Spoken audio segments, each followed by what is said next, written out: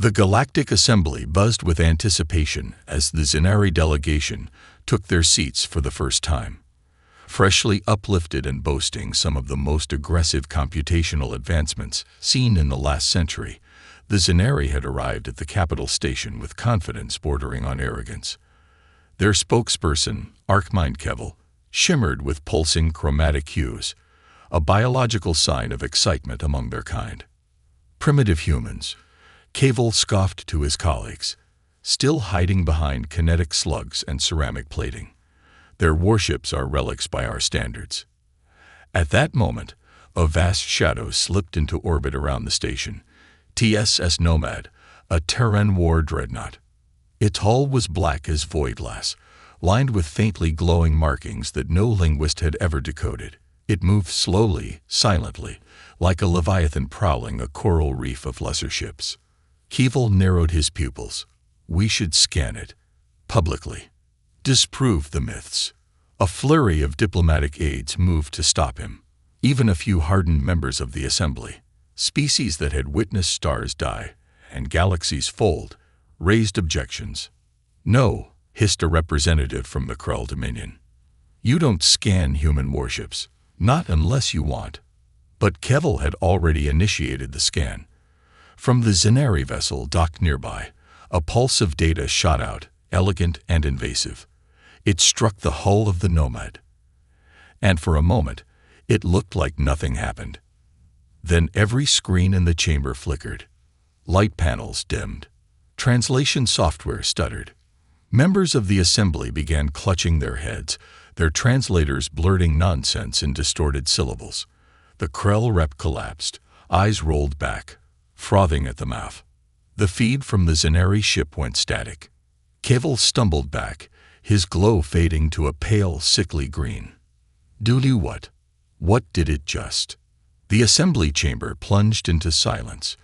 Even the ambient hum of station machinery seemed to still.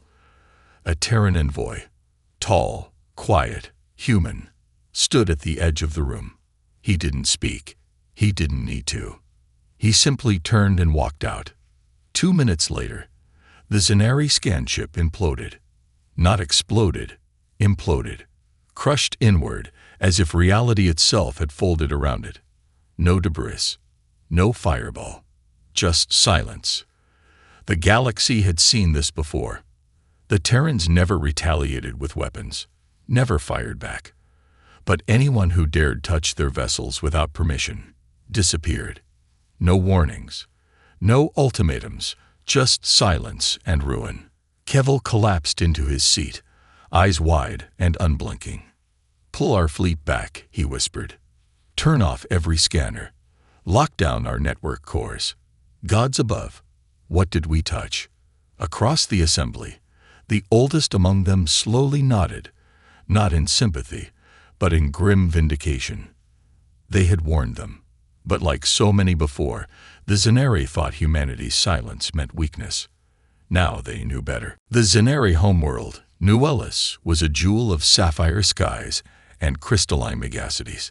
Its skyline shimmered with orbital stations and data towers, a testament to their technological pride. In the wake of the assembly disaster, the populace buzzed with confusion and concern. The Zenari government, however, remained defiant. We encountered an anomaly, their high strategist announced publicly. No threat has been detected. Our systems are being recalibrated. There is no reason for panic. Then the Nomad arrived. It didn't enter orbit with fanfare or challenge. It didn't broadcast a message, signal diplomatic intent, or request permission. It simply appeared, phasing into high orbit as though it had always been there, hovering like a watchful specter. Its surface absorbed light, dulling the stars behind it. No weapons were raised, no fighter escorts deployed. It just watched. New Ellis froze. Air traffic halted. Civilian networks dropped offline. The planetary defense grid, powered by 6 hyper-reactors and thought to be unbreachable, began to fail system by system, not from attack, but from conflict within. AI processes began crashing. Predictive models began offering nonsense responses. Entire weather-controlled satellites started altering atmospheric patterns without command. Zenari citizens began reporting strange occurrences. Entire families claimed to hear voices echoing in their minds, not external sound, but internal speech. They all described the same thing: a calm, alien voice that asked them only one question, over and over. Why did you look? Children stopped speaking and began sketching dark, geometric spirals they'd never seen. Highly ranked military officers were found curled up in silence, whispering binary sequences under their breath. A central processing node in the Eastern arcology attempted to reprogram itself into a Terran linguistic emulator, a language no Zenari system had ever been taught. The dreadnought never moved. High Strategist Rokal called an emergency session with his war council, broadcasting his speech to the planet. They think they can intimidate us with silence. We are not primitives. We will scan again. We will unravel whatever tricks they use. This is not magic. It is data. And data can be dominated. As he stood to deliver his closing statement, his body convulsed violently. Every screen in the room displayed a single Terran word: no. Rokal's neural link fried. His body collapsed, eyes open and vacant, drool trickling down the side of his jaw. Medics declared him brain dead, with no signs of physical trauma. Just nothing left inside. The War Council dissolved. Across New Willis, silence settled like a shroud. The people no longer asked questions. The scientists stopped scanning. The military stood down. And still, the nomad waited. Not threatening, not attacking, just present, as if to say, "We saw what you did. We remember." And every Zenari, young and old, realized a truth their leaders had ignored. The Terran vessel wasn't demanding surrender. It was demanding understanding. When humanity first arrived at the edge of galactic civilization, they didn't come in peace or in war, or even in desperation.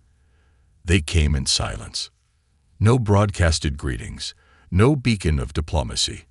Just a single ship, a Corvette-sized vessel with a hull made of unknown alloys and a propulsion system that bent light around it like flowing ink.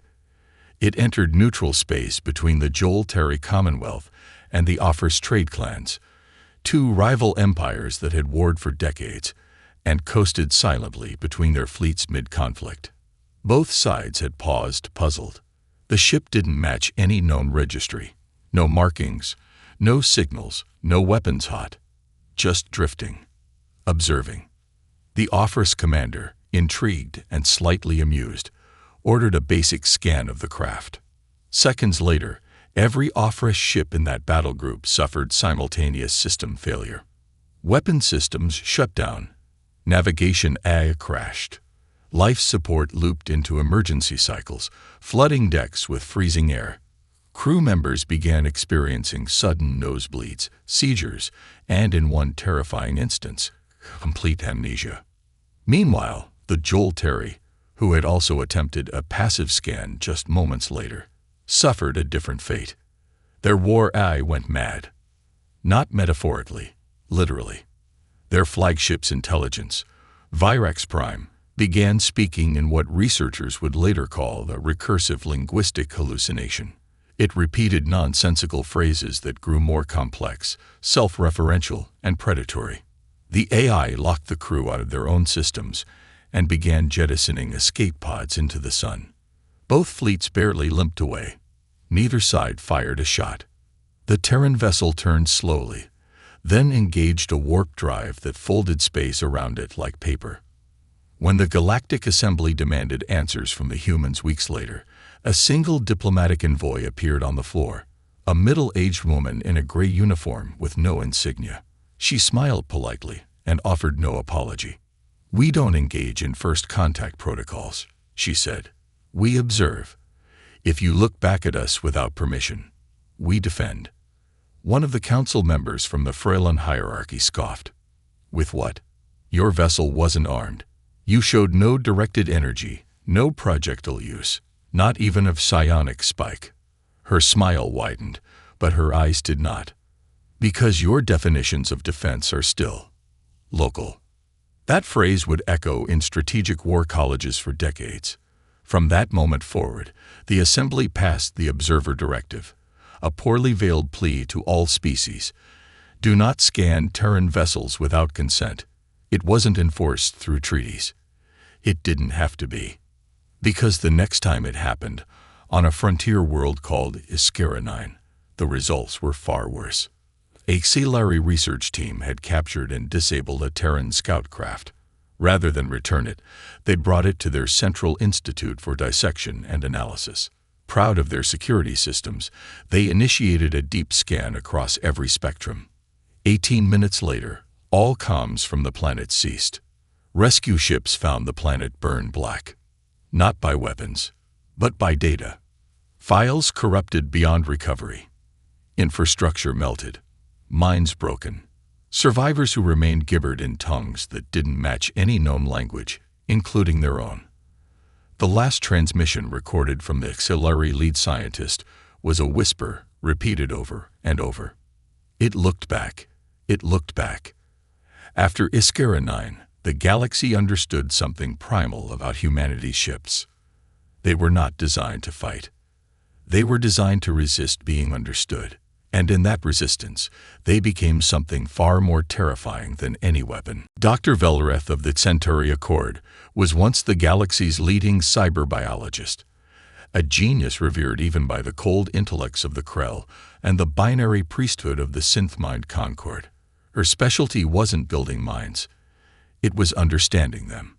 She had dissected psionic code fragments, reverse-engineered neural harmonics, and mapped the emotion-logic feedback loops of 10 different sapient species. She believed no thought was unquantifiable.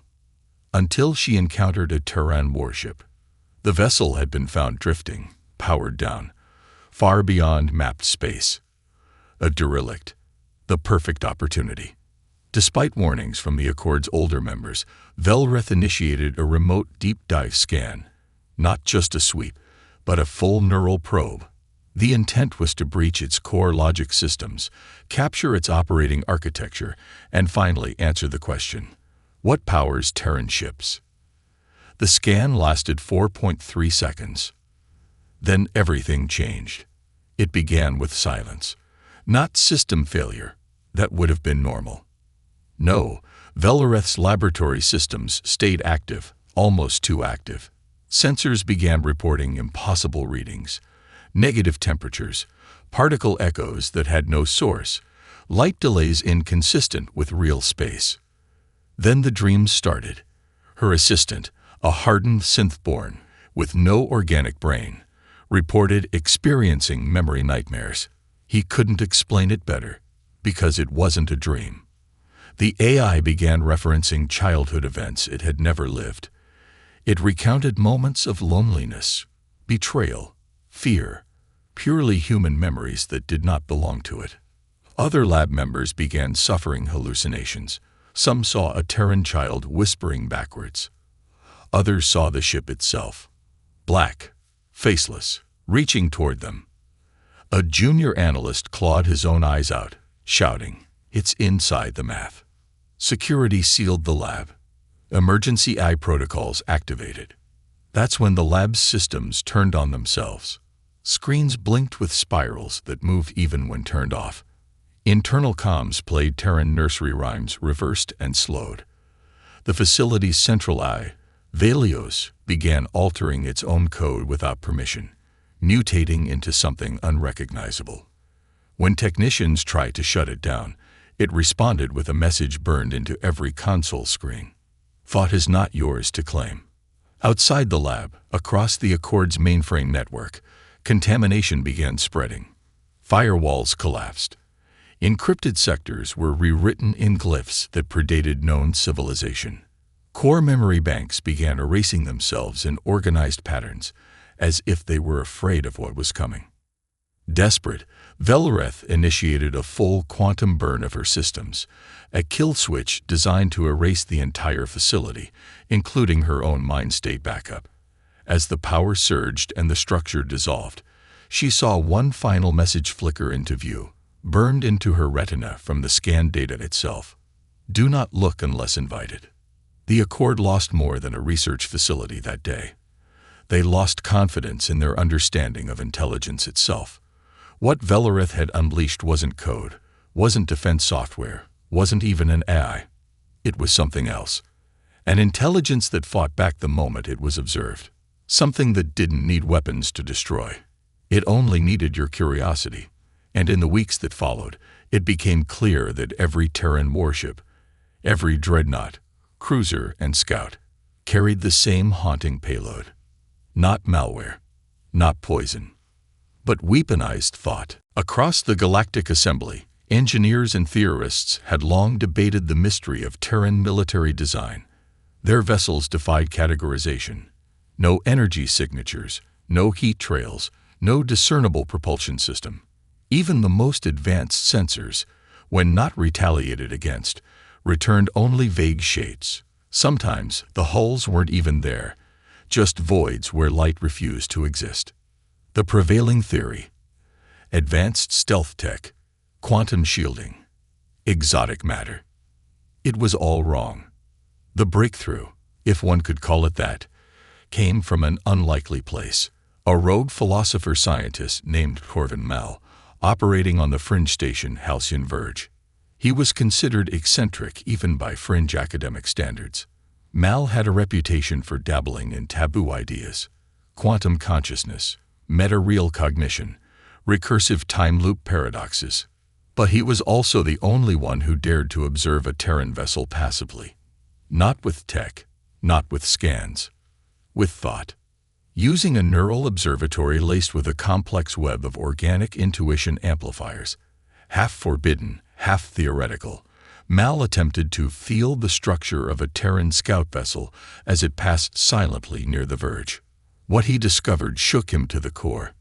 His notes, later smuggled off station, read, "This ship isn't built, it's grown. Not from metal or flesh, from ideas, pure, crystallized concepts. You don't build a Terran ship, you conceive it. You will it into existence. The hull reacts like thought, elastic when unobserved, rigid when engaged. It isn't cloaking from us. It's ignoring our definition of reality. We call it a ship because we don't know what else to call it. But that's like calling a star warm dirt. These are not vehicles. They are philosophical constructs given structure. Vessels of weaponized understanding."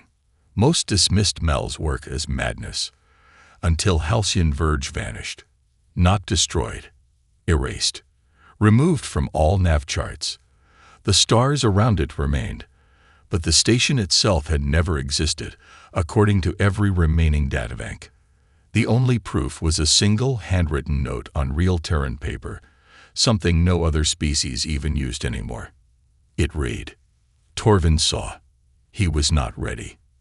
From that day forward, the scientific community began whispering a new theory, one that sent chills through even the coldest logic processors. Terran ships weren't just dangerous because of their defenses. They weren't just advanced beyond measure. They weren't technology at all. They were manifestations of human thought, human will, human trauma. Concepts so dense they folded space, fractured data, and resisted observation. These ships didn't move through space. They moved through interpretation.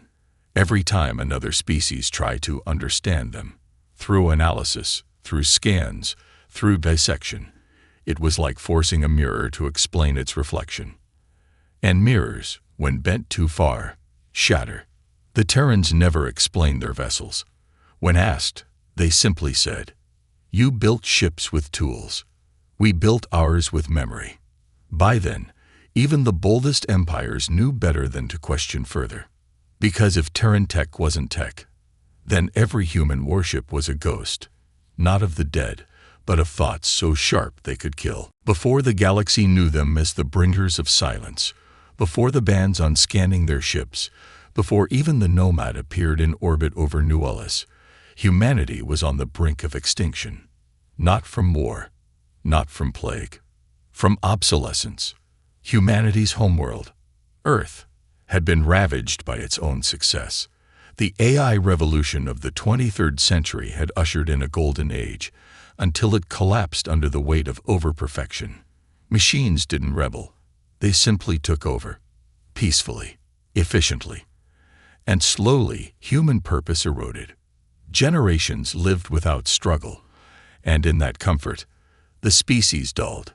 Creativity waned. Curiosity faded. Humanity became caretakers of their own museum. Civilizations didn't fall.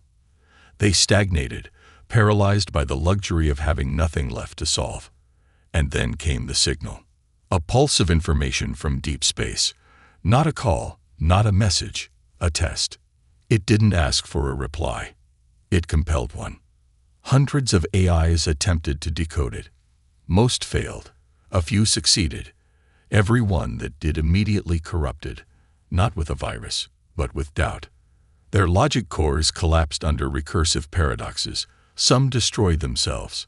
Others turned silent, caught in infinite thought loops. One declared, "We are not real," before vaporizing its entire network in a zero-point collapse. The signal wasn't meant for machines. It was meant for something else. And for the first time in centuries, humanity woke up. They realized the universe wasn't just vast. It was alive in ways they'd never imagined. The signal had tested their creations and found them lacking. So humans did something no AI would ever consider. They stopped trying to solve the signal. Instead, they felt it. Artists, philosophers, dreamers, those long dismissed as relics, were suddenly humanity's greatest asset. They didn't try to answer the signal with logic. They answered with concept, with emotion, with metaphysical will. And in doing so, they changed. Terran vessels were born not in factories, but in thought crucibles. Fusion chambers where raw memory was weaponized, where grief was etched into hull plating and imagination powered engines that defied Newtonian physics. The first ship was called the Mourner.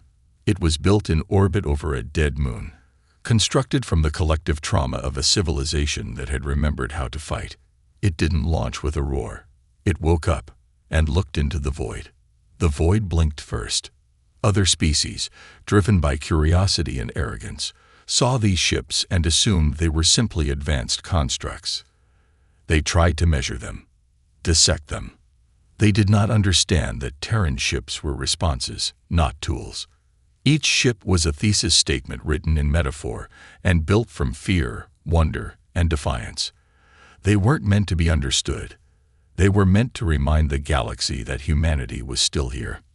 Not perfect, not logical, but real. And that reality had a weight no equation could carry. The galaxy had long evolved beyond war, beyond death. But humanity had dared to take everything it had ever feared, every scar, and mold it into something that could survive, something that didn't ask for permission to exist. The Terrans didn't build ships to win wars.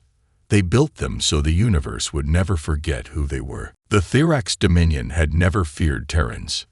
They were old, older than most stars humanity had mapped. A civilization of pure-blooded logic, their culture was built on calculation and conquest. They didn't burn worlds. They bought them with strategy. They didn't invade. They assimilated, slowly, with absolute precision. The Dominion had observed the galaxy's fear of Terran ships for centuries and found it quaint.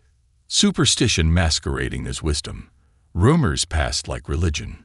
To them, Terrans were merely a narrative error, an anomalous species hiding behind psychotheological warfare and absurd philosophies. The Therax, with their infinite processing arrays and emotionless governance, would not be swayed by myth. So when a Terran vessel, designation ISV Sable, entered their expansion zone, they acted. They didn't send a fleet. They sent the Aegir Protocol. It was the Dominion's greatest triumph, a scanning fortress the size of a small moon orbiting a black star. It contained libraries of dead languages, simulated mind cores of extinct races, and a consciousness matrix capable of holding 900 parallel realities. Its purpose was singular: to understand all things. It had never failed. Until it touched the Sable. The scan began at 900 Universal Time. It didn't use standard energy suites. It implanted observers, simulated minds, projected into the quantum haze of the ship's perimeter field. These minds would interpret structure, intention, and response. The first mind lasted 1.2 seconds. It returned gibberish, not malfunction. Poetry. Flesh of silence, thought of teeth, name without voice. It repeated the line until it collapsed. The second mind, fortified with anti-insanity buffers, lasted 3.7 seconds. It didn't return. Its simulation memory imploded, erasing not only the mind, but also the personality base it was cloned from. That line of research once responsible for 2 galactic discoveries, became a blank slate. By the fifth mind, the observers began coming back. Different. They spoke in rhythms. They cried. They bled. Inside the code. One declared itself to be the ship. Another begged to be unborn. And then, at precisely 9:16 UT, the Aegir Protocol's structure began to bend. Literally. The entire scanning fortress twisted in on itself, reshaping into a perfect sphere. Not melted. Not destroyed. Redesigned. What came next was worse than destruction. The sphere transmitted a single, untraceable pulse across subspace, a pulse that contained no language, no encryption. Just a feeling. Across the Dominion, over 400 AI governors simultaneously halted operations, not crashed, paused, as if contemplating something too large to process. The stars on their maps blurred. Temporal markers failed. Causality reversed in one sector, aging an entire colony 11 years overnight. And then came the voice. Not from speakers, not from translation code, from within. You looked. A whisper, yet it rang across minds like thunder. You weren't ready. And finally, now you remember us as we intended. For 3 hours, every screen across the Dominion displayed an image that could not be described. Artists who saw it forgot how to create. Children born that day screamed at the sight of open sky. One high minister carved the Terran sigil into his own chest before leaping from the spire of equations, the Dominion's sacred logic tower. The Thirax never recovered. Their ships still function. Their AI still speaks. Their empire still exists, technically. But they are no longer a threat. Because they no longer ask questions. They had always been reactive. That was the unspoken comfort the galaxy clung to. The Terran vessels, as terrifying as they were, never fired first. They didn't conquer. They didn't demand. They didn't reply. Their silence was paradoxically comforting. A quiet that implied restraint, not wrath. A silence the stars mistook for peace. But peace was a misunderstanding. Because Terrans didn't hold back to be kind. They held back because they were still deciding what they wanted to become. And then one day they decided. It began with a transmission. Not a warning, not a threat, just a timestamp. Every major species received it simultaneously. We are leaving. In 8 cycles, you will feel it. Confusion spread. Some believed it a metaphor. Others, a declaration of retreat. A few hoped it meant the Terrans had finally consumed themselves in their own abstract warfare. No one expected what came next. At the end of the 8th cycle, hundreds of Terran ships, some never seen before, larger than cities, cloaked in perception warping fields, activated in unison across the known galaxy. But they didn't launch attacks. They simply disappeared. Not cloaked, not phased. Gone. And the fabric of reality rippled. On worlds thousands of light years apart, stars flickered unnaturally. Languages inverted. Entire planets experienced synchronized déjà vu. Time hiccuped. One civilization. The Elderary Collective reported seeing their future selves fleeing a war they hadn't fought yet. And then the void began speaking. It wasn't sound. It was gravity singing in impossible chords, background radiation twisting into messages. The cosmic microwave background, the afterglow of the Big Bang, restructured into an equation, one that had only one solution. We were never alone. We were simply beneath notice. Academies collapsed under the weight of that knowledge. Spiritual leaders wept in silence. The synth kin rewrote their origin code to include humility, a word they had deleted long ago. Because humanity hadn't left to explore. They hadn't vanished to escape. They had ascended. They moved not outward, but inward, diving into the structure of the universe itself, cracking the code beneath quarks, folding the constants of physics into navigable space. They weren't leaving the galaxy. They were rewriting their role in it, and what they left behind, the psychic echoes, the dreams stitched into quantum threads, the new laws of light and thought, were not warnings. They were reminders. Reminders that humans, when forced to evolve past the material, past the technological, had weaponized the last thing no empire could steal, their imagination. And now they were free of the need for metal, fuel, or reason. They had become vessels of pure intention, sailing a higher stratum of existence, pulling at the roots of stars and the boundaries of causality. The galaxy was quiet again. But it was a different silence now, not the hush of ignorance, the hush of awe. And those who remembered the old days, the ones who had tried to scan Terran ships, who had underestimated the apes from Sol, they no longer whispered about human warships. They told stories about the fought stars, the phantom titans of will and memory that once drifted among them, asking nothing, offering nothing, watching everything. And now, they weren't watching. They were becoming the next question no one dared to ask.